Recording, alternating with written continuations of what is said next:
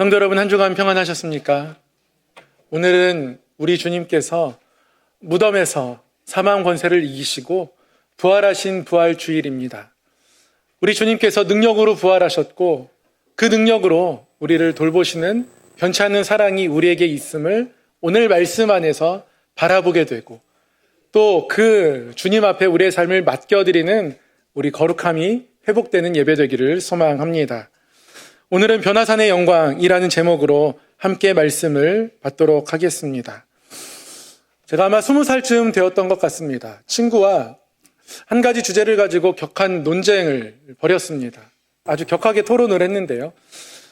토론의 주제가 지금 생각하면 참 쓸데없는 것이었는데 그때는 뭐 그렇게 격하게 토론했는지 모르겠습니다. 그거였습니다. 몸이 힘들 때 더 힘든가? 마음이 힘들 때 더 힘든가?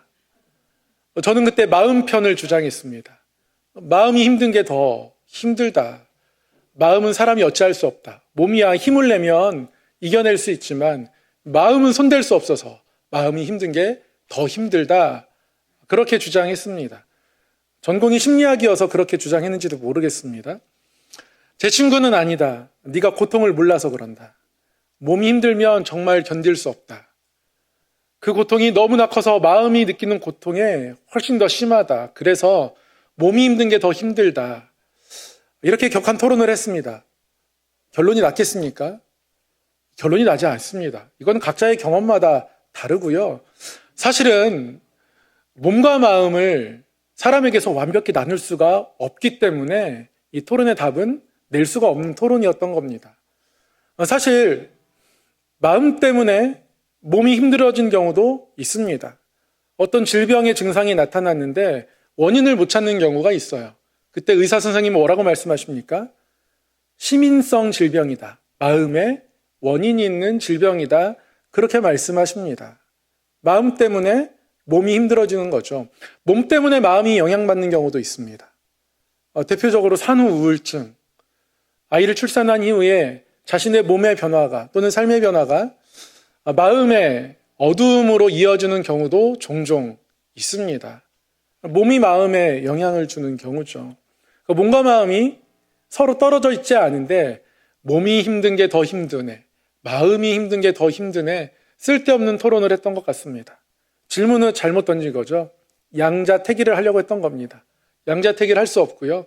몸과 마음은 하나이고 몸과 마음이 우리에게 하나이며 사실 이 몸과 마음이 끊임없이 우리의 삶에서 힘들어하기 때문에 그럴 때 우리가 어떻게 그것들을 감당해 가야 하는가, 이런 질문을 던지는 것이 훨씬 더 영양가 있고 건강한 질문이었을 겁니다. 시대의 지성이라고 불리우는 이어령 선생님, 돌아가시기 전에 결국 예수님을 믿게 되었죠. 그분이 삶을 돌아보시면서 우리의 삶을 두 가지로 빗대어 설명을 하십니다. 너무 공감이 되더라고요. 하나는 우리의 삶을 파도에 빗대어 설명하십니다. 우리의 몸과 마음이 파도와 같다라는 거예요. 모든 바다에는 이것이 있습니다. 무엇일까요? 수평선이 있습니다. 모든 바다에는 수평선이 있고요. 우리가 볼 때 그 바다의 끝, 그 선이 평평해 보이기에 우리는 수평선이라고 부릅니다.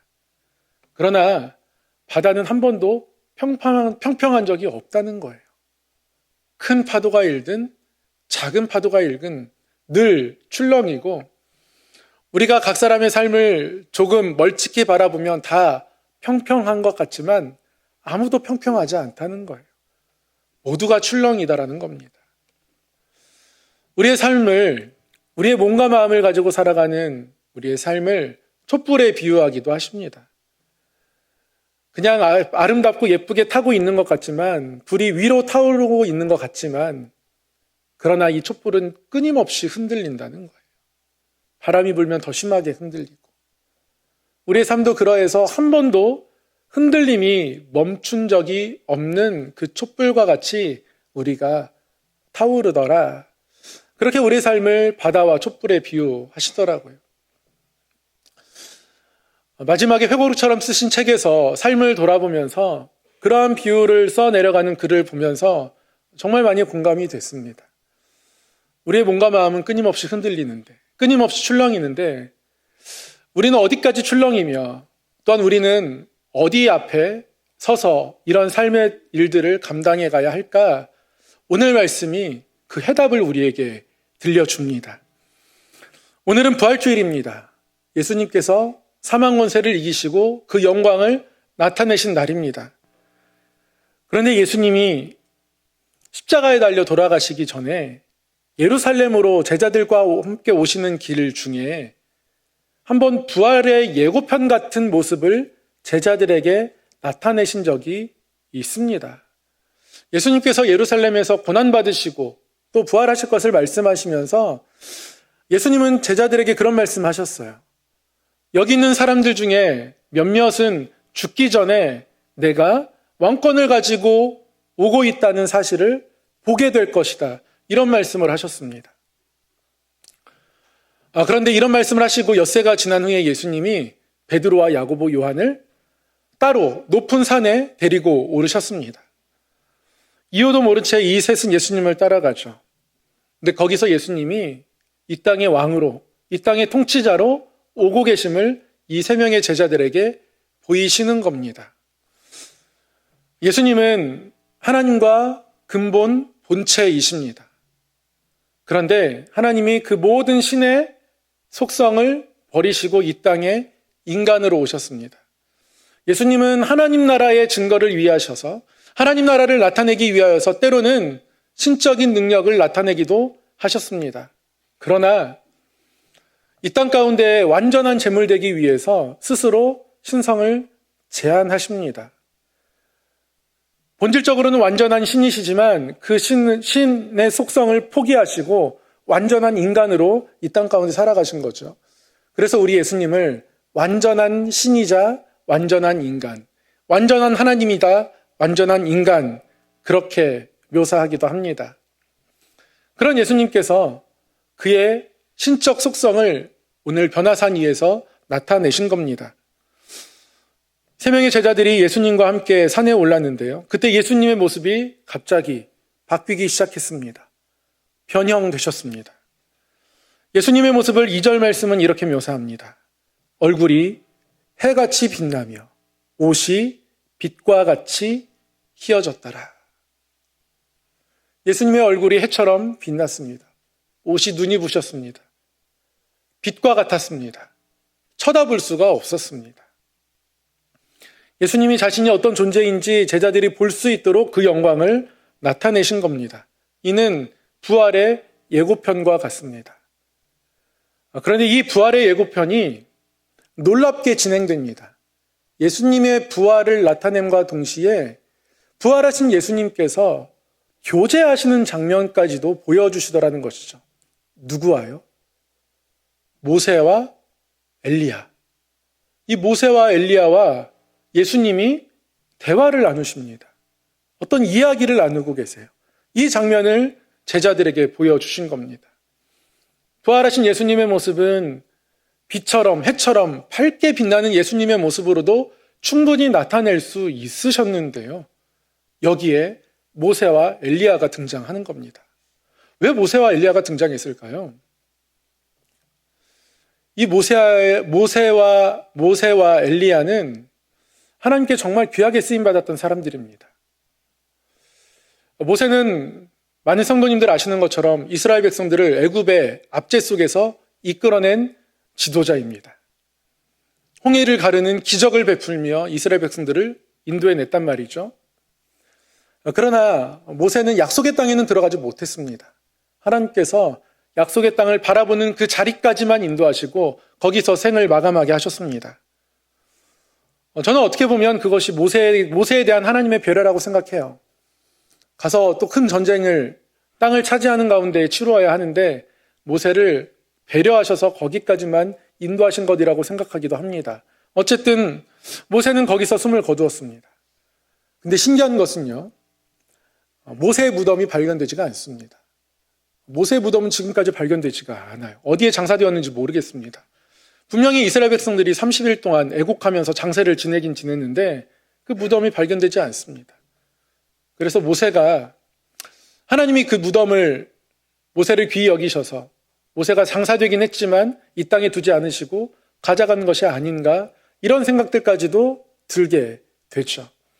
더군다나 하나님은 모세와 같은 선지자를 나중에 다시 일으키신다고 말씀하셨기 때문에 그런 생각들을 더욱 짙게 하게 만들기도 합니다.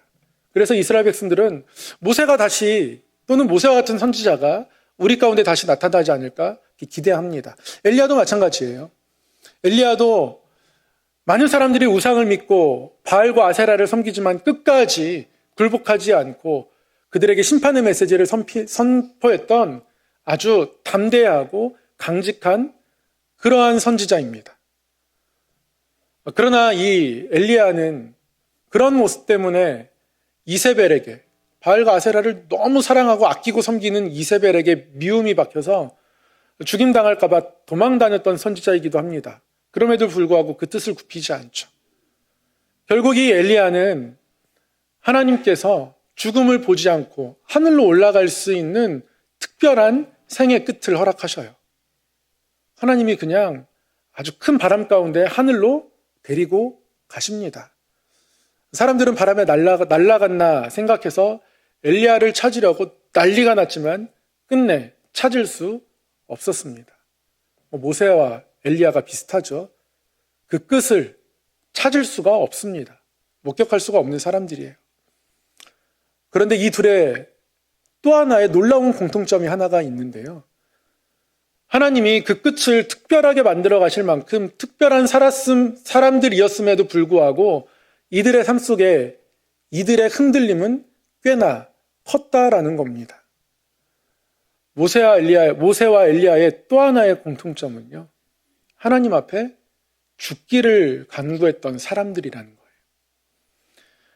모세는 민수기 11장 15절에서 하나님 앞에 이런 기도를 한 적이 있습니다. 구하옵나니 내게 은혜를 베푸사 즉시 나를 죽여 내가 고난당함을 내가 보지 않게 하옵소서.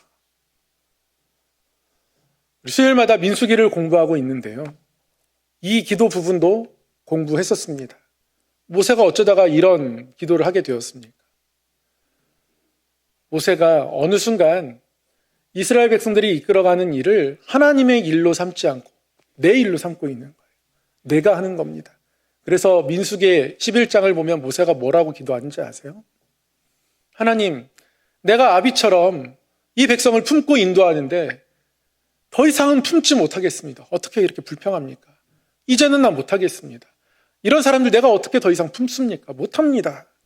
그러니 그만 내 생명을 가져가십시오. 모세 그렇게 기도하는 겁니다.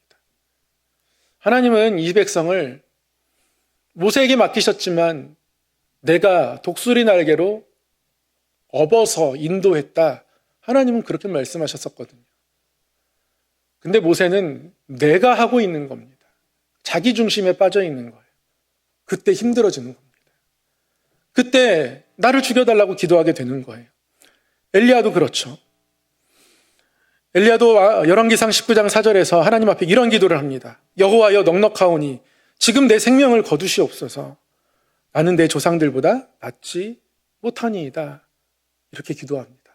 내 생명을 거두어 달라고 죽기를 간구하는 거예요. 어떻게 하나님의 사람이 이럴 수 있을까 싶습니다.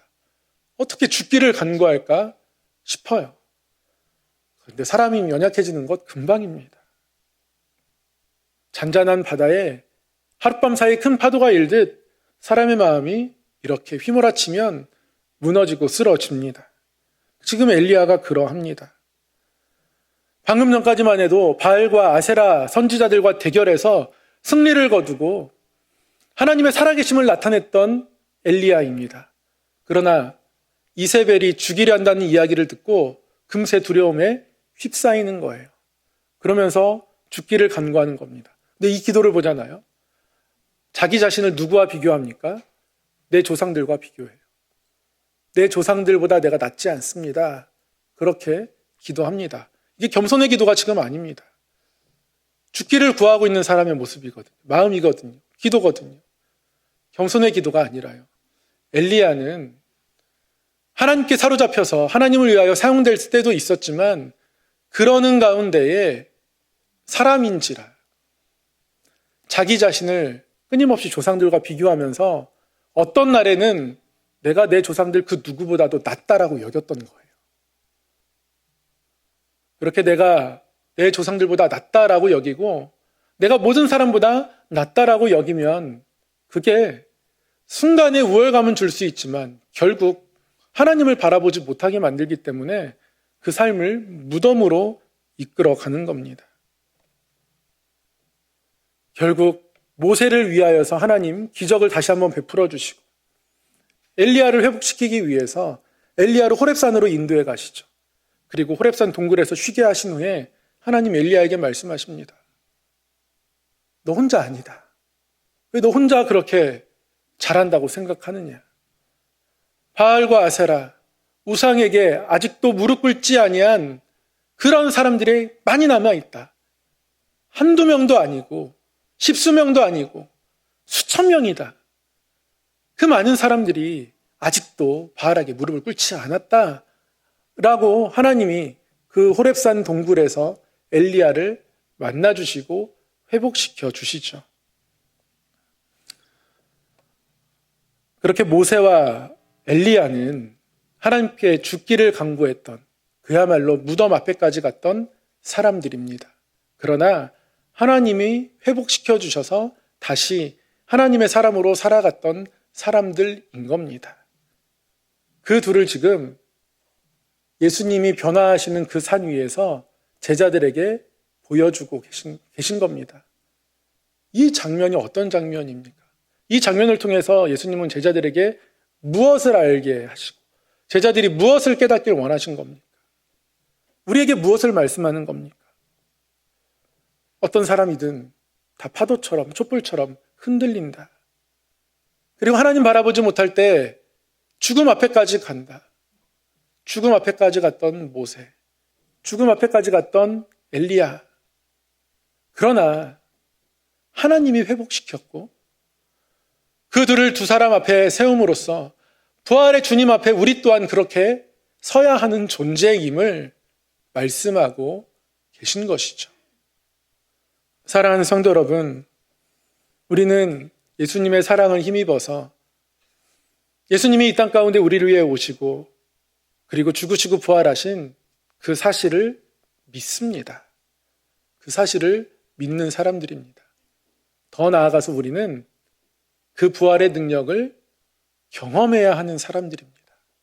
모세와 엘리야가 하나님이 죽음의 문턱에서 자신들을 회복시키시고 만지심을 경험하고 그러한 사람들이 지금 부활의 주님 앞에 서 계신 모습을 보면서 우리의 삶이 부활의 주님 앞에서 모세와 엘리야가 경험했던 그 일들을 동일하게 감당해 가지만 역시 주님 때문에 이겨낼 수 있다라고 오늘 주님께서 말씀하고 계신 겁니다.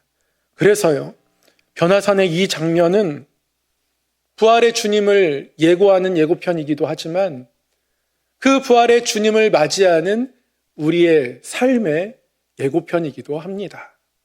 사랑하는 성도 여러분, 우리는 때때로는 우리의 환경 앞에 섭니다. 파도처럼 흔들리는, 절대 평평할 수 없는, 촛불처럼 흔들리는, 절대 가만히 타오를 수 없는 그러한 삶의 자리를 살아갑니다. 우리 앞길에 대한 걱정과 염려가, 때로는 건강이, 때로는 관계의 틀어짐이 우리를 흔들어 놓을 때가 있습니다. 그때 내가 한 일 또는 나만을 바라보면 절대 이겨낼 수 없습니다. 우리 주님 오늘 말씀을 통해서 우리에게 이렇게 말씀하십니다. 삶의 파도가 일어날 때, 우리의 삶이 촛불처럼 흔들릴 때, 그때 부활의 주님 앞에 서라, 이렇게 말씀하십니다. 그 부활의 능력으로 모세와 엘리야가 회복되어지듯 우리 또한 회복해 하시겠다고 너의 삶을 다시 한번 나에게 맡기라고 부활의 주님께서 오늘 우리에게 말씀하고 계신 겁니다. 우리 사랑하는 성함의 성도 여러분, 우리의 삶을 부활의 주님 앞에 내어 맡기며 그 손길을 의지하고 살아가는 복된 성도 되시기를 소망합니다. 모세와 엘리야가 하나님 앞에 죽음을 구했으나 그러나 또한 회복시키시는 하나님의 손길이 우리의 삶에 임하고 그 하나님의 영광이 우리의 삶에 나타나 우리가 그 주님 앞에 서 있는 사람들임을 깨닫고 누리고 경험하는 은혜가 또한 우리 가운데 있기를 소망합니다. 기도하겠습니다. 사랑의 하나님 아버지, 변화산에서 부활의 영광을 나타내신 주님을 바라봅니다. 또한 그 부활의 주님 앞에 서 있는 모세와 엘리야도 함께 바라봅니다. 하나님, 그리고 그 자리가 우리가 나아가야 할 자리임을 깨닫습니다. 우리의 삶이 때로는 흔들리는 파도 같으나 때로는 흔들리는 촛불 같으나 그러나 주님 앞에 서서 부활의 능력을 힘입어 살아가는 변화산 되게 하여 주옵소서. 예수님 이름으로 기도드리옵나이다. 아멘.